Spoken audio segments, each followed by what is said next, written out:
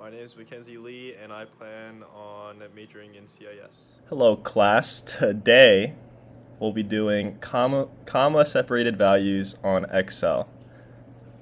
First, you want to highlight column A, and for this, it'll just take in all the data that's all filled up here. So it'll take in Joe Student Mackenzie Lee 2022. You then want to go to your data ribbon. And then you want to click text to columns because you want to separate these into nice, neat, separate columns. Should be 4. For that, you want to click delimited because, as I said, you want to separate all this data here into 4 separate columns. You want to click next.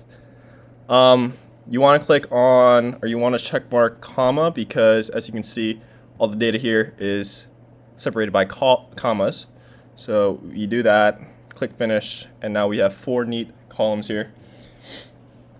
For our next part, it wants us to make a histogram chart for debut year. For that, you want to highlight your column D now. You want to go to insert, and for our histogram here, it's going to be right over here. Statistical, it's going to say. It's going to be the first option right here. And we can adjust the sizing how we want it, maybe a little bit bigger. And it then wants us to have a bin width of 3, and for that you want to double click on anywhere on the chart, and it will give you this format chart area options. You then want to click on one of the bars right here, and then click the third option here, and it gives us our bins option right here, and bin width right here. And then we adjust our width to 3, click enter. It's looking good. And we do have our years on the horizontal axis as well. And you can even give the chart title. We can name this debut year. Here you go. And we are done with part B now. For part C, it wants us to demonstrate using custom sort. So for that, you want to highlight all your data columns here. Probably don't need your E column. You then want to go to home and then click on the sort and filter menu right here, drop down menu, and make a custom sort.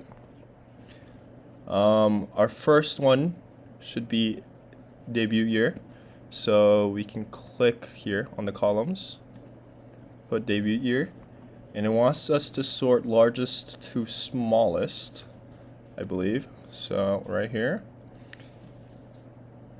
Oh, we're also doing custom sort because it wants us to do multiple sorts.